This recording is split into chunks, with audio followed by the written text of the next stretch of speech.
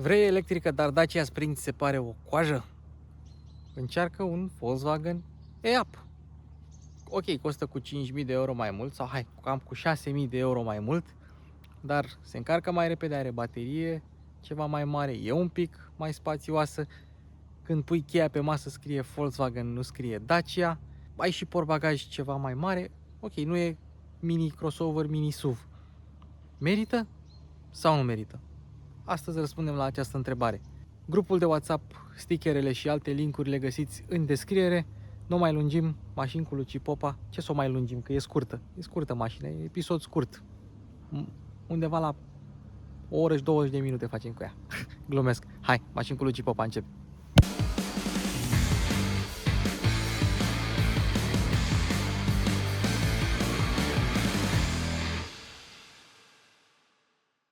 Hai să începem cu prețurile. Deci, o Dacia Spring, fără rabla, 21.800 de euro cu TVA inclus. Scazi 10.600 și o iei la 11.200. Atât a ajuns Spring-ul. Asta este 26.341 de euro cu TVA inclus, mai scazi 10.600, o iei la 15.700. Deci diferența dintre ele este undeva 4.000 și un pic de euro. Deci diferența este mai mică decât ai crede la prima vedere. Și hai să vă mai spun o chestie. O iei în leasing, dai un avans, faci leasing-ul pe 5 ani și atunci nici nu o să simți lunar diferența asta de sumă. Adică, ok, 5.000 de euro sau 4.000 de euro în plus sunt bani. Da, ok, sunt bani. Dar ai autonomie mai mare, încărcare mai rapidă și un pic mai multă calitate. Nu o vei simți neapărat la buzunar cu rata. Zic eu. Ok, și mulți dintre voi o să zică, păi da, stai mă puțin, că Volkswagenul e-Up nu se mai putea comanda. Corect, nu s-a mai putut comanda pentru că Volkswagen a făcut un lucru bun și un lucru prost în același timp. A mărit bateria e-Up-ului de la 16, ceva kW până la 32,3 cât are asta, dar vorbim mai târziu despre baterie. Moment în care toată lumea a zis, eu vreau electrică. e-Up, Citigo, Seat Mii electric, toți au năpădit pe ele. Ce s-a întâmplat atunci? Bine, lista de așteptare pentru un e-Up a devenit atât de lungă încât o primeai la 16 luni după ce o comandai. Atunci Volkswagen a zis, gata, închidem comenzile, nu mai putem să mai luăm comenzi și fabricăm toate mașinile. Și timp de 14 luni mașina asta nu s-a putut comanda, un an și un pic, nu s-a putut comanda. Ele s-au fabricat, s-au onorat comenzile, au mai făcut niște stocuri și brusc din februarie 2022 a început e-Up-ul să fie recomercializat. Mașina este aceeași, n-a primit facelift, n-a primit update de baterie, n-a primit absolut nimic. Însă și-a lăsat colegii pe drum. Pentru că oficial Skoda Citigo e-iV și Seat Mii electric nu se mai fabrică, au murit. RIP cele două mașinuțe. Eu am mers foarte mult cu Citigo e-iV, care este o mașină aproape identică cu asta. De fapt am mers cu mai multe și mi-a plăcut la nebunie și sunt sigur că o să-mi placă și această mașină. Toate erau făcute la Bratislava, toate erau pe aceeași platformă, New Small Family Platform sau PQ12, cred că se numea, da, PQ12, oricum o platformă din asta pentru mașinuțe mici. 4 mașini s-au făcut pe această platformă, Up, Mii, Citigo și Volkswagen Taygun. Nu Taigo, nu Touareg, nu Tiguan, Taygun, un mini SUV pe o platformă de genul ăsta. Și acum, încă un lucru, e-Up-ul, implicit, Citigo e-iV, implicit Mii electric, au venit doar în versiune cu 5 uși, nu în versiune cu 3 uși, așa cum erau versiunile pe benzină, versiunile termice. Și dacă toți sunt aici, hai să o terminăm cu cadrul ăsta, că e lung, dar hai să o zicem și pe asta. Aceste 3 mașini, cred că sunt tripleții care au cele mai prost alese nume vreodată. Hai să începem cu e-Up, da? Hai să vedem. Electric Up, da? De ce se numea mașina asta Up? Se numea Up pentru că L-U-P-O și Up erau literele din mijloc de la Lupo. Acesta este succesorul lui Lupo. După Lupo a apărut Fox. Fox a fost un eșec, zic eu, comercial și apoi au scos Up, care era un Lupo reinventat. Aici au pus un semnal exclamării pentru că au fost extrem de neinspirați și avem e-up. Apoi urmează Skoda Citigo iV. Citigo, te duci prin oraș, da? C-I-T-I-Go, deci nu City, e City. Deci Citigo E. Citigo E, doar că e E-ul lipit de O. Deci e Skoda Citigo E. Și după aceea scrie și iV, pentru că e gama lor de electrificare. Singura care era mai răsărită, de nici aia nu foarte, era Seat Mi Electric. Mi vine de la Nintendo și nu Nintendo Wii, era vorba despre un personaj generic pe care îl puteai face custom, să-l faci tu al tău. Nu mă pricep la Nintendo-uri, dar na, 3 mașini, 3 nume stupide, Volkswagen E-Up, Citigo E, iV și Seat Mi Electric. Cum recunoști un E-Up și nu după faptul că stă la o stație de încărcat toată ziua? De fapt nu stă toată ziua pentru că se încarcă destul de repede. Avem grila albastră, avem grila, mă rog, e o dungă. Dunga albastră în spate, să vadă și omul că e mașină electrică economică și E-Up aici. Acum, mai există și alt mod prin care îl deosebești, o să-l arătăm imediat. Ce mai vreau să mai spun este că Up-ul are haion din sticlă, pe când Citigo și cu Mi aveau haion de tablă. Dacă vrei să cumperi din dezmembrări un haion de tablă și să-l pui pe Up, el se potrivește, doar că ar arăta super ciudat. Al doilea mod prin care deosebești un E-Up față de restul gamei sunt acele semnături luminoase în forma literei C. Semnături LED, lumini de zi, cum vreți să le spuneți. Și cinste celor de la Volkswagen, pentru că au făcut o mașină care a apărut în 2011, atunci a apărut Up-ul, și la 11 ani încă arată fresh. Ok, ce îl dă de gol sunt farurile cu halogen și luminile de zi improvizate în bar, nu sunt integrate în far. Deci, na, cam acestea sunt singurele lucruri care dau mașina de gol. Ei, și mai sunt și stopurile care nu sunt LED, sunt semnalizări normale. Ce e interesant, apropo, mai avem ceața acolo, ce e interesant la stopul lui E-Up este faptul că are forma literei E. Este un E. Nu știu dacă acest lucru este intenționat sau nu, dar are un design destul de îndrăzneț așa. Citigo și cu Seat Mi, evident, aveau alte stopuri pentru că erau versiunile de săraci. Deci stopurile și luneta erau diferite. Și unele materiale la interior, de exemplu, nu puteai să le iei albe la Citigo și Mi. Erau efectiv versiunile mai puțin dezirabile. Deși Volkswagen nu trebuia să facă asta, trebuia să profite și să meargă pe fiecare brand cu altceva. Nu să facă două versiuni de săraci și una de bogați. Și trebuia să existe și un Audi Up, doar că au renunțat la el între timp. Ia uite-le, mă, jantele standard, 14 inch, căpăcele, anvelope Hankook 165 pe 70 pe 14. O frumusețe de anvelopă, confortabilă, mică, nici nu foarte scumpă. Deci o bucurie. Suspensie McPherson pe față, pe spate bară de torsiune, dar pe spate avem tamburi, avem discuri. Nu există, cred că doar e-Golf-ul. Cred că doar e-Golf este singurul Volkswagen care este electric și care are discuri pe spate, cred. Nu știu dacă au pus tamburi pe e-Golf, dar nu, mai mult ca sigur au pus discuri. Și da, poate se vede pe cameră, ușa e revopsită. Se vede mai bine pe cameră decât în realitate, deși se vede și în realitate dacă ai ochiul bine format. O să vorbim și la interior despre oglindă și vizibilitate, dar uitați aici, bam, bam, uitați-vă cât unghiul mort avem în zona asta. Oglinda nu e foarte mare, are LED în carcasă și este rabatabilă manual, reglabilă electric și încălzită. Avem buton de încălzire și îmi place că la anumite modele de Volkswagen ai LED-ul și pe interior și pe exterior. Asta e un detaliu inteligent și îmi place. Mașina asta este de proprietar, cumpărată de la prietenii noștri de la Darius Motors. Nu este mașină de test drive sau ceva, pură coincidență că a fost luată de la prietenii noștri de la Darius Motors, care au cea mai mare flotă sau cel mai mare parc de modele electrice Volkswagen din țară, sau cel puțin atunci când criza de chipuri nu ajunsese la un asemenea nivel, aveau. Ei bine, Mașina este noiembrie 2020, dar din decembrie 2020 s-a pus sistem din acela de sunet pe mașină. În sensul că Volkswagen e-Up scoate un sunet atunci când mergi cu ea la viteză mică. Dacă auziți un e-Up care scoate sunete, este făcut începând cu 1 decembrie 2020. Mașina seamănă din multe puncte de vedere cu Dacia Spring. Are o cheie de tip briceag, bine aici cu o husă.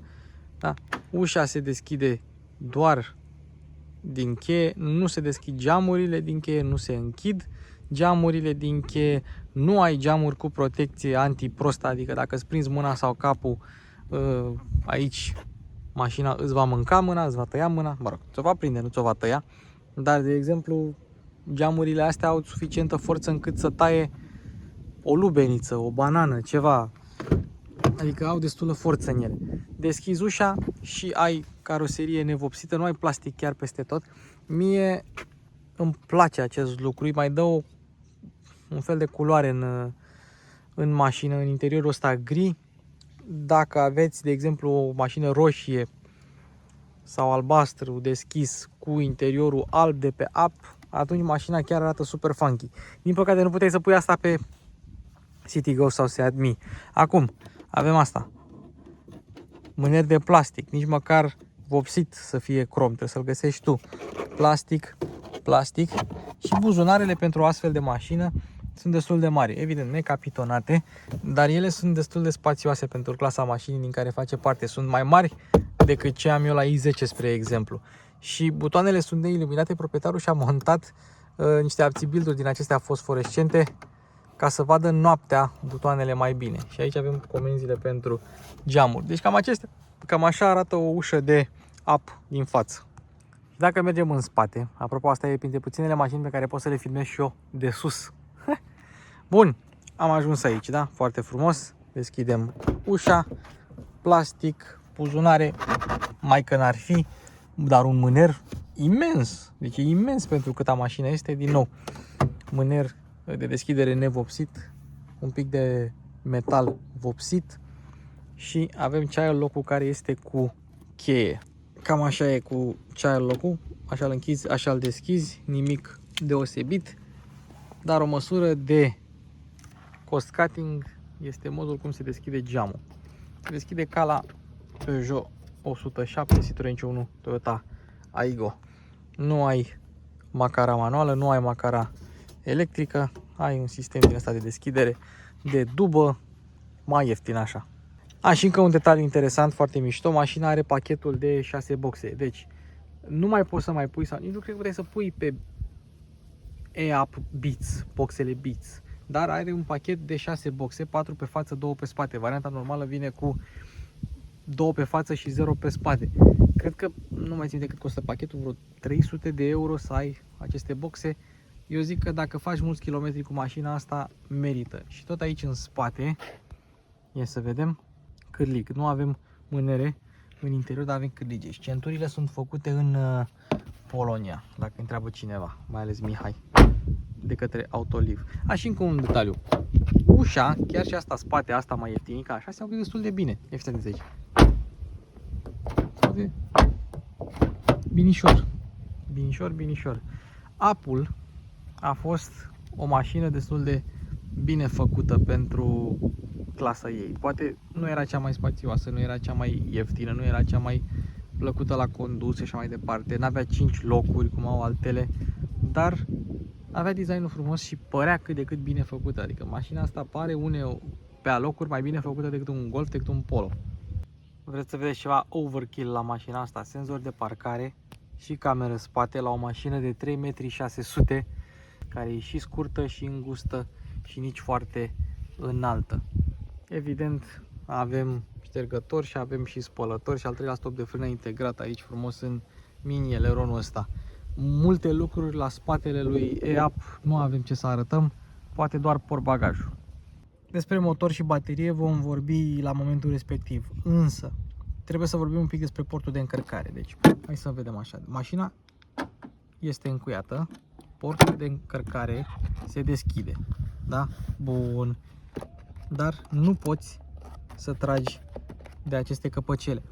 Mai mult, chiar dacă ai mașina descuiată, dacă ieși din mașină, după un timp acestea se încuie, chiar dacă mașina rămâne descuiată. De ce?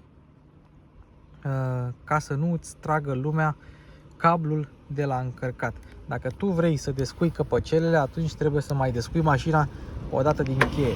Deci dacă aveți problema asta la e-Up, CityGo EiV și Mi Electric, țineți minte că trebuie să deschideți mașina din cheie. De exemplu, Johnny Smith, care a fost la Fifth Gear, a rupt căpăcelele de la e-Up că nu știa chestia asta. Și până în ziua de astăzi eu vă garantez că nu știe. Și hai să închidem căpăcelele.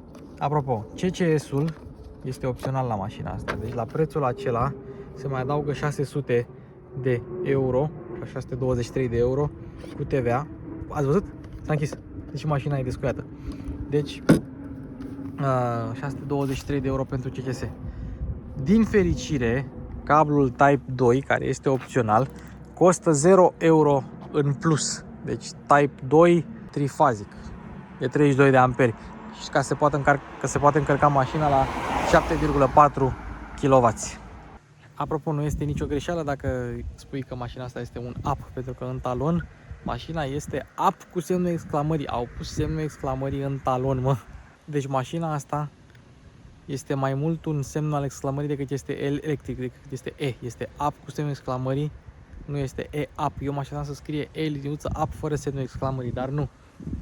Mașina asta e mai mult semnul exclamării decât electrică. Deși camera este în bară, dacă tu ai portbagajul deschis, camera spate nu va funcționa ca să te atenționeze că e ceva neregulă. Ce este neregulă? Faptul că ai portbagajul deschis. Tu dai cu spatele, vezi că nu merge camera, te uiți în spate să vezi că ai portbagajul deschis. Eu nu am nimic cu e-Up, mi se pare, sau este Volkswagen-ul meu preferat la ora actuală, Volkswagen-ul meu preferat actual la ora actuală, însă are o bară destul de joasă, deci unde se termină vopseaua, după mai avem două praguri de plastic și nu știu cât de bine se vede, însă garda la sol aici în față este de 16 cm. Dacă vrei să urci o bordură, trebuie să ai mare atenție, că este o mașină destul de joasă. Probabil acesta este și motivul pentru care cei de la Toyota au făcut Aygo Cross, ca să fie un pic mai înaltă. Dacia Spring, Aygo Cross, Kia Picanto X-Line și așa mai departe. Dar una singură este electrică. Apropo de electrificare, în clasa asta există, cred că, 4 mașini electrice. 1 e-Up, 2 Dacia Spring, 3 Renault Twingo electric și 4 Oracheat sau ceva de genul. Că și aia o să vină în Europa. Mini electric nu, că e mai mare și așa, toate celelalte sunt mai mari. Și Honda e. Și Fiat 500, așa e. Acum hai să deschidem portbagajul. Ia să vedem. Se deschide din cazacioc. Ia uite, bă, că se deschide. Ce mașină deșteaptă. Bun, iată portbagajul. Un volum de 251 de litri. Însă dacă vi se pare prea mic, asta pentru că avem o podea falsă. Dar înainte de podeaua falsă, 90 cm lățime, 45 adâncime, fix la jumate este adâncimea. Dacă pui așa, la jumate este un pătrat. Ok, hai să vedem podeaua falsă. Aici e loc unde să-ți ții cablu, ceea ce pentru o mașină atât de mică este de respectat. Așa poți să-ți mai pui podeaua falsă, dar momentan nu se poate pune, că avem chestia aia acolo și se vede cum există un loc, un decupaj special pentru podea. Mașină mică, dar s-au chinuit puțin. Avem un cârlig acolo, un cârlig și o luminiță acolo, însă ia fiți atenți aici. Vedeți? Tăvița asta are niște urme de uzură. Asta pentru că atunci când încui mașina, bucata asta de cauciuc dă în ea. Da, mă rog, nu o să te deranjeze prea tare și mochetuța asta este destul de calitativă așa. Da, se simte de calitate, e moale, e bună. Nici podeaua falsă nu se simte rău. Acum, dacă rabatezi bancheta cu podeaua falsă ridicată, atunci ai și podea plană atunci când rabatezi bancheta. Și bancheta se rabatează simplu ca bună ziua. Până și eu pot să o deschid și să o rabatez și să o împing din mașină. 4 locuri am zis că are mașina asta. Nu poți să-i pui 5. Așa, și dacă vrei să ridici cu 2 degete și nici măcar nu trebuie să ai grijă la centură că ți-o prinde, că e atât de simplu de utilizat încât nu-ți rămâne centura blocată. Așa faci o mașină bună, așa faci o mașină ergonomică. Acum Volkswagen ce trebuie să facă este să ia mașina asta, să o ducă la Xerox, să o pună 1,1x, 1,2x, 1,3x și să facă e-Polo, e-Golf, e-Passat și așa mai departe în forma asta. Și în momentul în care vrei să încui, să închizi haionul, el nu se închide așa de ușor. O fi el mic și ușor, dar la prima vedere te aștept să fie ceva și mai ușor de închis. Și îmi place cum se reflectă norii în lunetă. Îmi zice așa că e ceva, o imagine proiectată, că așa e mașina, funky fresh. Nu vine să cred că am uitat să vă spun. Deci, Lupo și Amarok și Up, că e Lupo Up, au fost denumite așa pentru că și Amarok înseamnă lup. Nu știu ce limbă, am uitat. Ei bine, sunt un omagiu adus orașului Wolfsburg, unde se află sediul central Volkswagen. Wolf, Lup, Lupo, Amarok, Up, E-Up, semnul exclamării, mașini cu Luci Popa, like, share, subscribe. Bun, am deschis capota, un singur băț, evident trebuie să fie 2 bețe, nu avem amortizoare, nu avem antifonare, capota e făcută în Republica Cehă, calculatorul e făcut în România, farurile sunt făcute în Republica Cehă, centurile sunt făcute în Polonia, mai avem acolo un modul ceva făcut în... ce țară e făcută, mă? Made in Germania, cred că singurul lucru făcut în Germania la mașina asta. Invertorul, motorul de desubt, un singur motor electric, 83 de cai putere, 82, 83, depinde pe cine întrebi. Acum, acest motor a fost pe e-Up de la început, însă în 2019 s-a mărit bateria, s-a mărit și masa, performanțele aparent au rămas aceleași. De ce menționez acest lucru? Pentru că s-a îmbunătățit, de fapt nu, s-a înrăutățit și nu știu de unde, cred că de la bara față, s-a înrăutățit și coeficientul aerodinamic al lui Up odată cu facelift-ul și cu noua baterie, de la 0,28 cred la 0,30, da. Și sincer nu-mi dau seama unde s-ar fi înrăutățit coeficientul aerodinamic. Ce nu s-a îmbunătățit și nu s-a înrăutățit, în schimb, diametru de bracaj 9,8 metri, o valoare foarte bună. Mașina asta e o plăcere de condus în zonele urbane. Tot ce are diametru de bracaj sub 10 metri e aproape Dumnezeu pe pământ. Nu e tocmai Honda E, dar nici rău nu e. Și hai să vedem cum arată sigla. Deci nu au pus sigla de la ID-uri, sigla albă. Nu, e sigla de la e-Golf-uri, cum erau pe vremuri.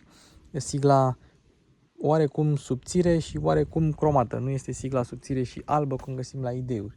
În schimb, capota este și ea decupată, așa cum găsim la mai multe modele Skoda și mai multe modele ale grupului VAG. Arată ciudat așa, zici că lipsește ceva, că ai putea să pui o minge de tenis acolo, să fie botul mașinii.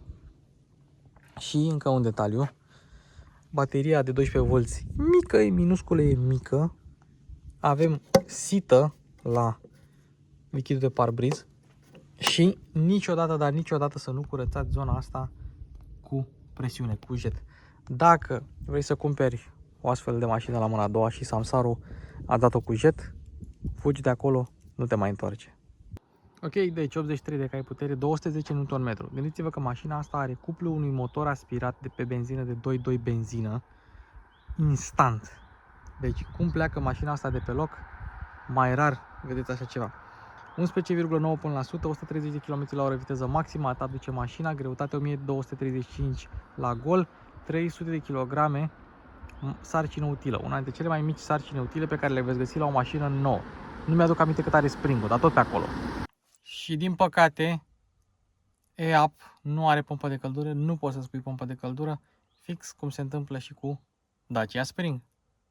Ok, probabil vă întrebați ce caut eu aici. Ei bine, stau pe baterie.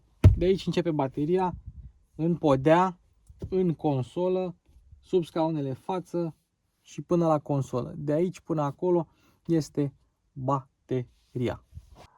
Bateria a fost mărită, aproape dublată. Acum 36,8 capacitate, kWh capacitate brută, 32,3 capacitate netă. Mai mare decât ce oferă Dacia Spring. Într-adevăr și consumul un pic mai mare decât ce oferă Dacia Spring, dar autonomia este mai mare. Adică 260 de km. Dar eu pe Skoda Citigo iV, proprietarul pe Volkswagen Up și probabil un spaniol nebun prin Spania cu Seat Mii electric au depășit 300 de kilometri autonomie. Dacă mergi mega atent cu mașina, poți scoate aproape 350 de kilometri autonomie. Aproape. Apropo de baterie, deși este aproape la fel de mare precum cea de pe e-Golf, este cu aproape 100 de kg mai ușoară. 248 de kg. Deci mașina asta, fără baterie, cântărește sub o tonă. Un up de bază pe benzină cântărește tot la fel. Apropo, aveți grijă la bușonul rezervorului pentru că se rupe foarte ușor, costă 800 de lei piesa. Acum, dacă o încarci la Type 2 și ai și cablu de încărcare Type 2 la 7,2 kW sau prinzi o stație care are propriul său cablu Type 2, atunci poți să o încarci de la 0 la 100. Iute, s-a încuiat. Ha!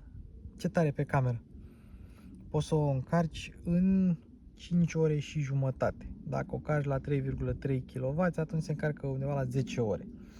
Dacă ai opțiunea de CCS cumpărată, asta, și ai CCS-ul la 40 de kW, nu prea mai sunt stații de CCS mai mici, de 30 de kW, nu prea mai sunt. Majoritatea sunt de 50. Dacă prinzi una, încarci de la 10 la 80% în 48 de minute, adică 170 de km de autonomie în 48 de minute. Nu ai precondiționare la baterie, așa că te descurci cum poți. Iarna trage mai greu. Vara, dacă faci drumuri lungi, după 2-3 încărcări consecutive, rapide, din nou începe să tragă ceva mai lent. Nici chiar ca Dacia Spring, dar trage un pic mai lent. Și dacă o încarci odată de la 10 la 80%, la 40 de kW cât duce maximum, curba de încărcare e destul de bună. Asta pentru domnul Păun. 30 de kW este puterea medie cu care încarcă. Nu e rău. Nu se compară cu Fiat 500 electric, care are o curbă de încărcare bună și o putere ceva mai mare, dar este și mașină electrică mai nouă și mai scumpă decât Up-ul. Asta este concurenta Springului. Și cam așa arată Up-ul la interior. Up-ul la interior, da? Deci așa arată Up-ul la interior. Bun, hai să, decât să vorbim despre ce are, hai să vorbim despre ce nu are. N-are geamuri cu impuls, n-are volan reglabil pe adâncime, doar pe înălțime. N-are oglindă la parasolar sau lumină la parasolar. Are oglindă doar în dreapta, dar lumină n-are deloc. N-avem mânere, n-avem centuri reglabile pe înălțime. Și credeți-mă, nu mă deranjează. Nu este nimic de aici care să mă deranjeze. Ce mă deranjează, în schimb, este chestia asta. Pentru că nu avem Apple CarPlay și Android Auto și Apple va mai fi construit multă vreme, e-Apple, pentru că Apple simplu nu mai există, fără Apple CarPlay, ceea ce e trist. Însă îți poți pune telefonul, bam, ia, cam așa se punea, ceva de genul, și te uitai la el, nu știu exact cum funcționează, mă rog, deci nu contează, îl pui aici, îl conectezi la USB, singurul USB al mașinii e aici, mai ai priză de 12V aici dacă vrei, deci cam ăla e singurul USB prin care îl poți conecta la mașină și pui prin Bluetooth la boxele mașinii, așa 6 boxe și ai tabletă și nu trebuie să ții telefonul în mână. Eu zic că este un compromis destul de ok. Asta și cu Tesla, ce nu mai au Apple CarPlay. Ăla e singurul motiv pentru care eu nu mi-aș lua Tesla. Motiv pentru care nici nu mi-au Tesla. Glumesc.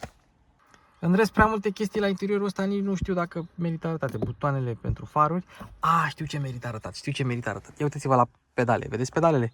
Ei bine, este pedală de automată.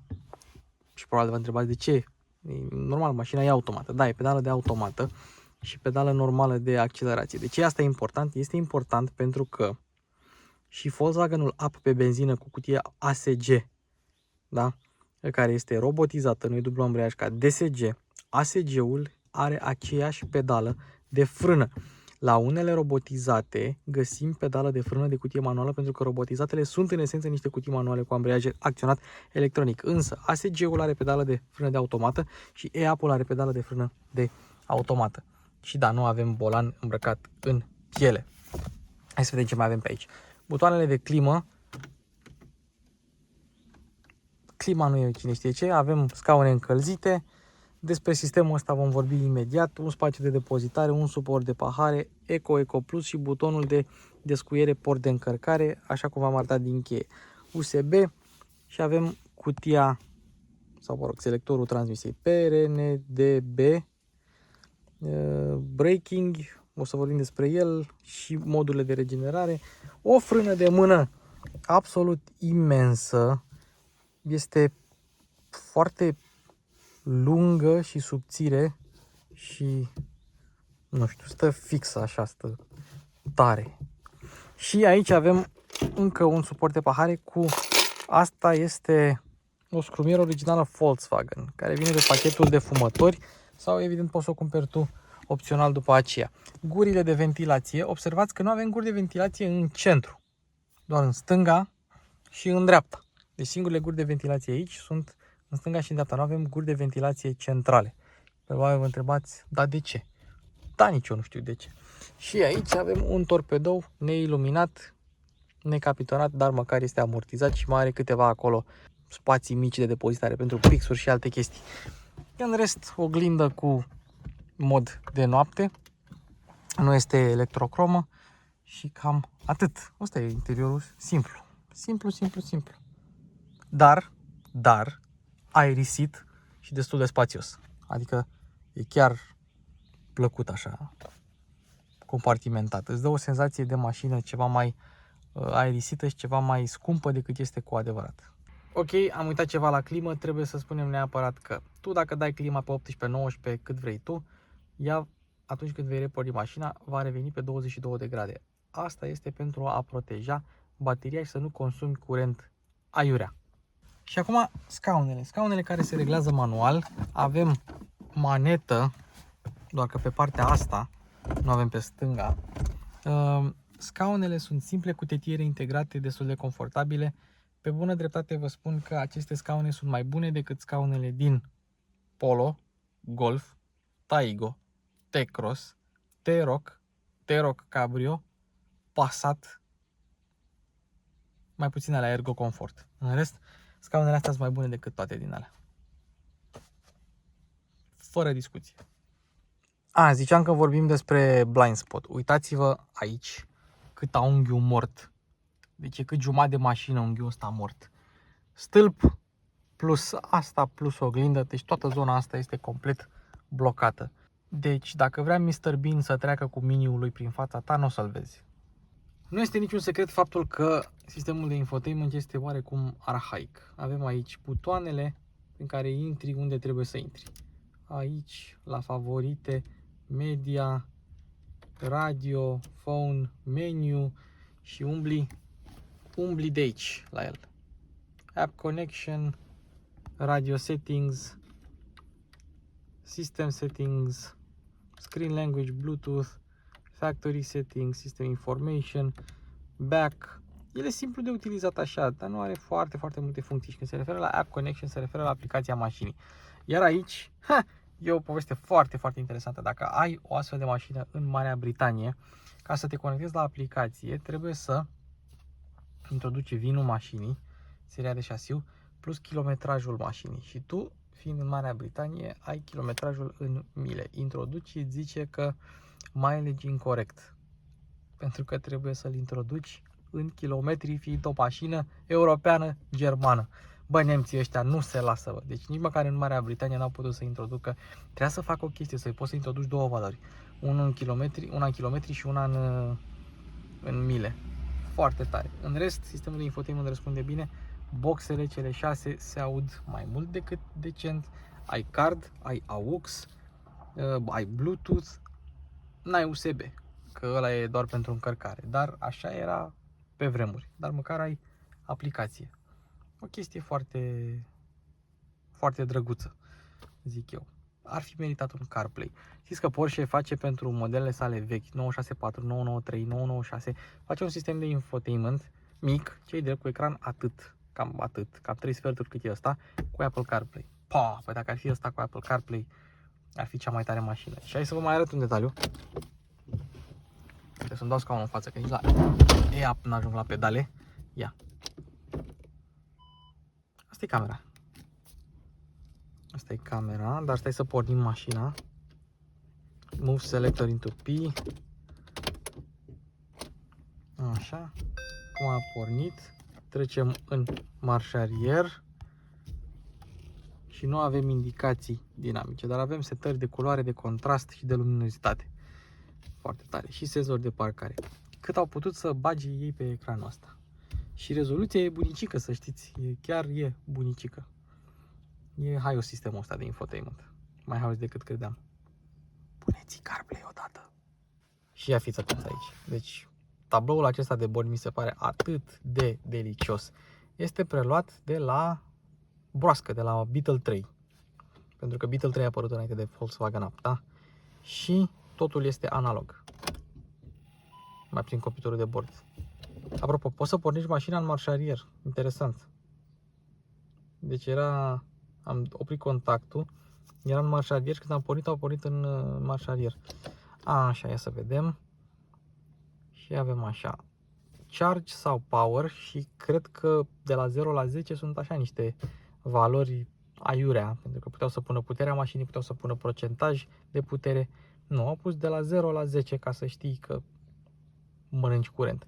Charge, eco, power, uite, power ori 10%, vezi? Power ori 10%, deci e 0%, 20%, 40%, 60%. N-au avut loc să pună 3 cifre acolo sau 2 cifre, n-au vrut să aglomereze. Foarte tare.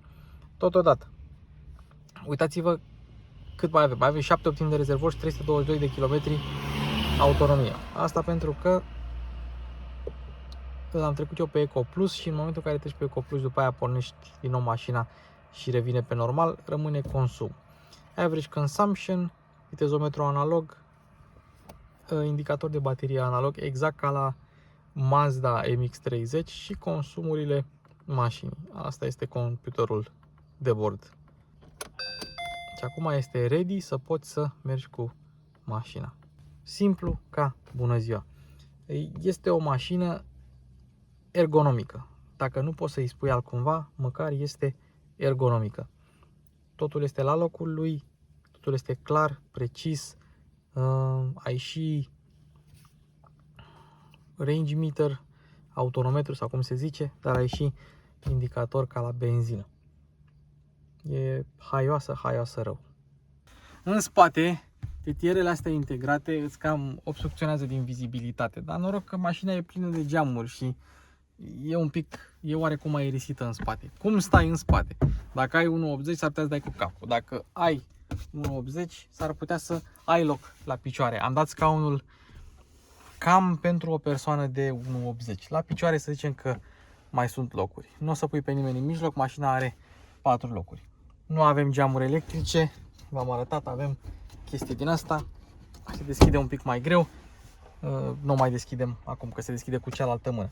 Nu avem cur de ventilație, nu avem mânere, avem cârlige, nu avem USB-uri, nu avem prize de 12V în spate, nu avem plase în scaune, nu avem tetiere, dacă vreți. Avem tetiere și avem centuri de siguranță. Este o mașină de oraș. Nu poți să-i ceri mai multe. Poate puteai să-i ceri un USB în spate să poți să mergi și tu la drum lung. Așa, bancheta e destul de profilată, destul de confortabilă, un pic rigidă la șezut. Spătarul e ok în schimb, un pic rigidă la șezut, dar aș putea să merg sau pe distanțe mari. Aș putea să merg pe distanțe medii spre lungi cu ea fără mari bătăi de cap. Dacă bancheta s-ar fi înclinat un pic mai mult pe spate, ar fi fost poate mai bine. Dar aia e mașină de oraș. Ai isofixuri, îți pui scaunele de copii, îți duci copiii la școală, după aia te duci la cumpărături, după aia te duci să-ți iei soțul de la cârciumă După aia face schimb de mașini și te ia el de la cârciumă a doua zi. Cam atât. Mergem să o conducem. Ok, merge! Suntem cu e-up-ul. Ia să vedem cum se conduce e-up-ul. Ce faci, mă? Camera de bord. Volkswagen e-up. Primul lucru pe care mi l-am dat seama atunci când am condus Citigo și e-up este că am nevoie de volan reglabil pe adâncime. Poziția la volan mi-ar fi plăcut să fie un pic mai în spate, deși sunt scund, și cu volanul un pic mai în spate, pentru că mi se pare că stau cu picioarele un pic așa, nu așa. Deci mi-ar fi plăcut să fiu un picuț mai bine în scaun. Dar în rest nu prea am ce să-i reproșez. Vizibilitatea este absolut excelentă. Oglinzile sunt mici, dar și mașina e mică. Oglinda din centru e mare. Efectiv, linia geamurilor e foarte joasă. Totul se vede foarte bine. Mai puțin, evident, aici și acolo. Cumva compensează geamul și te uiți așa, pe lângă unghiul mort, decât să te uiți prin unghiul mort. Acum, na, te obișnuiești. Materialele sunt destul de tari, n-ai materiale moi, n-am mai spus asta când am testat interiorul, dar nici nu îți trebuie. Hai să trecem mașina pe modul normal. Modul normal de 1. Probabil modul default. Pentru că oamenii care nu vor să-și bată capul cu mașini electrice, așa vor conduce. Regenerare 0, cu D normal, accelerează mașina foarte rapid. M-am dus la 45 sau la 50% din energie pe accelerație, ceea ce pentru o mașină electrică e stupid de mult la o utilizare destul de normală. Hai să vedem cum se comportă pe curbe. Se simte greutatea în plus față de un e-up normal. Nu pot să spun că e cea mai engaging mașină din clasă la condus, dar nu e rea. Mi se pare că tragi un pic de ea așa, are ruliu și că ea ar vrea să vireze, doar că e un pic prea greuță. În rest, suspensia e bună, amortizează bine, mi-a scos pe decibelmetru la 80 la oră pe traseul meu de test controlat 65,3 decibeli. Adică mi-a scos bine, peste Dacia Jogger. E și o mașină mai mare, e o mașină destul de bine antifonată. Am impresia, și trebuie să ne uităm pe lista aia care e în descriere cu antifonarea, am impresia că a scos mai bine decât Kia Picanto pe benzină. Deci așa e pe modul normal. Ia să dăm kickdown. Mor! Ce rapidă e! Uite, are și kickdown. Kickdown-ul e pentru celelalte moduri. Deci n-ai treabă cu ea pe depășiri, pe astea. Nu. Ui! Subvirează un pic. Și anvelopele. Dar știți că până să subvireze, trage de anvelopele alea Hankook, și anvelopele au foarte bună aderență. Doar că la limită când intri prea tare, pentru că dacă tu te comporți cu mașina destul de ok, în sensul că ai o intrare adecvată și după aia accelerezi, ținuta e destul de neutră. Doar atunci când o forțezi la intrare e problema. Lane Departure Warning. Și eu am Lane Keep Assist-ul off, că vreau și eu să conduc bine, să conduc în liniște. Deci așa este pe D Drive, da? Hai să vedem. Pe modul Drive trecem Recuperation 1. Asta e 0, asta e 1, Level 1. Și avem un pic de regenerare. Foarte puțină, da? Avem Level 2 și mai multă regenerare. Și cu fiecare mod în plus, pedala de accelerație devine un pic înfrânată, devine ceva mai rigidă. Și se vede când iei picior de pe accelerație cât de mult începe să regenereze. Modurile acestea sunt foarte, foarte bune în localitate, în oraș, în funcție de preferințele tale. Eu în oraș aș merge pe următorul mod pe care vi-l arăt acum. Ia să vedem cum e pe dâmb. Foarte moale, foarte silențioasă. N-am simțit niciun șoc în caroserie la această urcare de pe... ceea ce e foarte rar pentru o mașină atât de mică și pentru o mașină în general. Ia, pam! Acum am dat un pic mai rapid și am simțit evident șocul în mine, dar nu am simțit neapărat în caroserie. Deci pe drive, pe normal, pe regenerare 3, ia să vedem. Hop!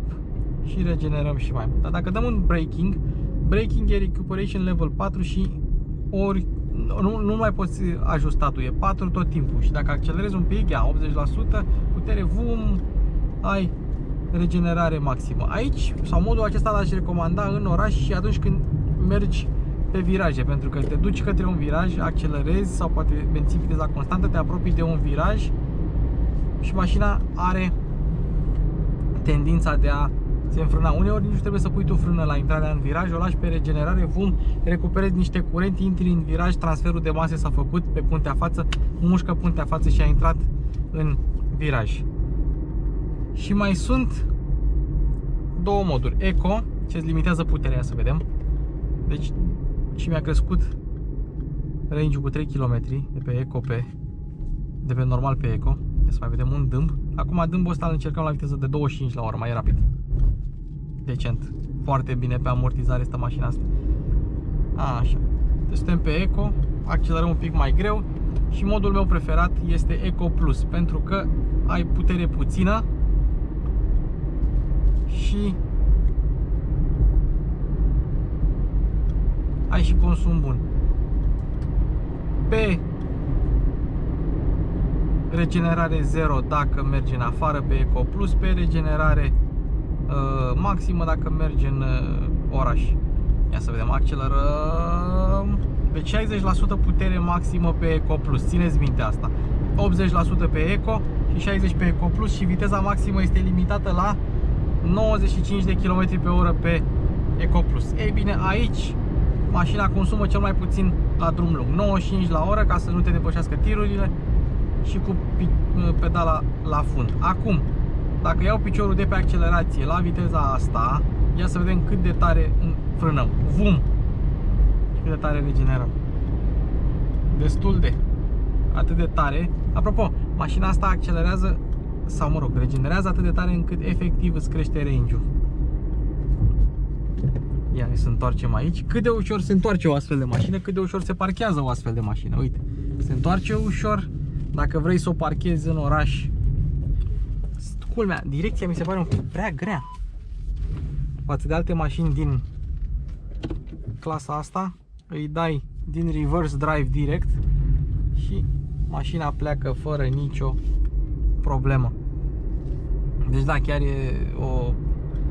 Da, mi s-a părut mie că la Citigo era direcția cam grea. Am crezut că din cauza anvelopelor cu presiune scăzută, dar nu, așa e la toate apurile astea.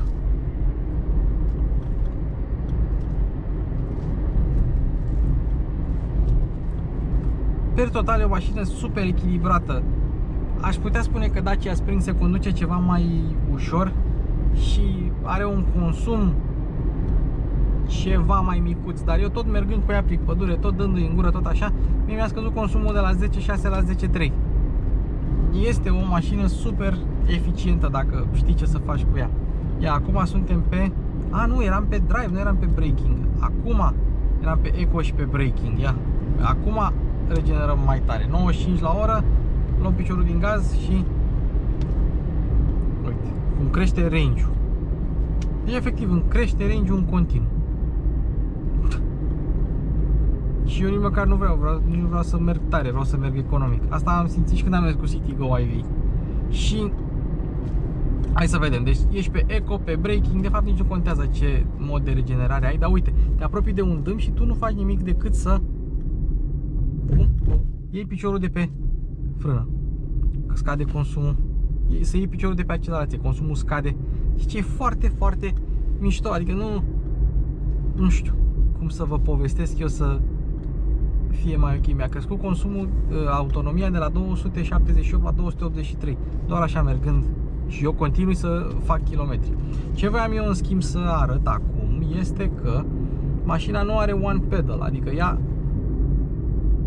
se descarcă, dacă tu ajungi cu frâna, regenerează și mai mult în modul B de la braking și undeva la 3-4 km pe oră mașina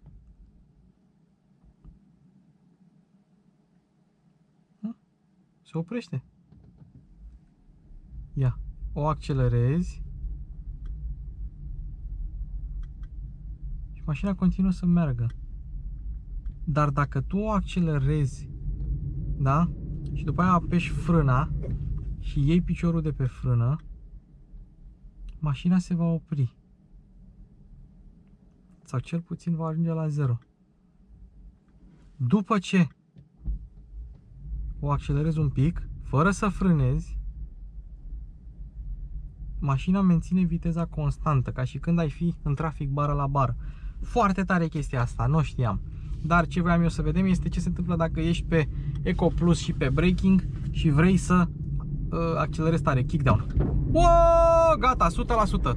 Pe kickdown îți dă 100%. Mi-ar fi plăcut într-adevăr să iei volanul mai aproape de mine. Ia, și lane keeping assist-ul, cum e? Cu lane keeping assist-ul e ca la orice Volkswagen. Te avertizează că depășești banda. Să vedem. Ce e mișto cu mașina asta e mică, nu trebuie să te strecori, nu trebuie să faci nimic.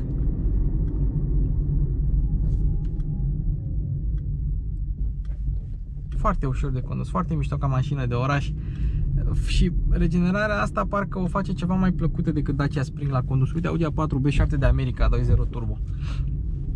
Ia. Ui. Apropo, dacă are cineva o Renault Laguna Coupe, să-mi dea un telefon. O să mă caute. Am un proiect mișto în pregătire. Ui. Bă, mie chiar îmi place apa asta. Chiar îmi place. Citigo mi-aș lua. Mi-aș lua. Și e și eficientă. Dacă știi, și dacă eu mergând cu ea ca huliganul pe aici prin pădure și tot am reușit să-i măresc autonomia și să merg eficient cu ea. Ia. Lane departure warning. Tot camera de bord mă anunță. Ui! Să știi că centrul de greutate coborât te ajută. Chiar dacă mașina se simte grea oarecum la limită și direcția e grea. Evident, direcția este electrică. Nu simți mare brânză în ea, dar volanul e subțire și are decupaje. Și per total poziția la volan este destul de plăcută. Pe Eco Plus ai suficientă putere cât să fii mai rapid decât 60% din mașinile din București. Fără mișto. Și nici nu trebuie să fii pe normal, pentru că dacă vrei putere mai multă decât îți oferă mașina, îi dai kickdown. Deci ia, pe normal, la 95 de km pe oră, stai un pic să vedem ce o să iasă.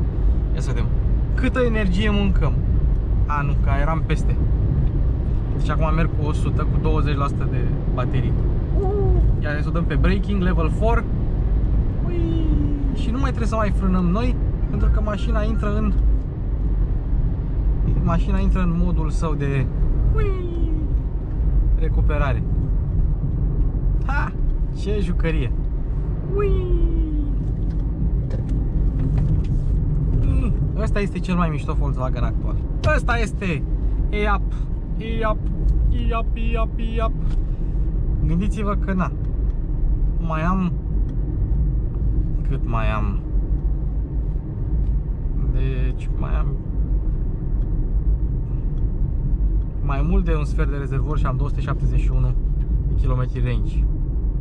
Deci, nice.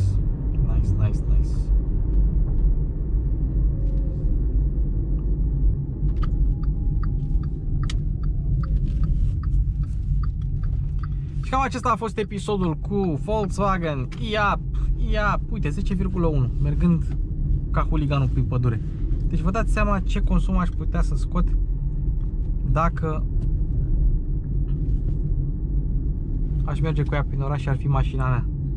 Păi da, aș scoate 350 de km autonomie fără nicio problemă. La 10,2 consum de huligan, mașina îți promite un consum de 320 de km. Ha! Uite ce mașinuță a făcut Volkswagen, bă. Sau Skoda. Sau Seat. Gata. Vă mulțumesc pentru atenție. Nu uitați de like, share, de subscribe. Nu uitați că aveți linkurile în descriere cu grupul de WhatsApp, cu antifonarea, cu stickerele mașini cu Luci Popa. Ne vedem în comentarii, mă ajută foarte mult un like. Algoritmul trebuie hrănit să facem comunitatea cât mai mare. Eu vă mulțumesc pentru atenție. Mașini cu Luci Popa. Se încheie!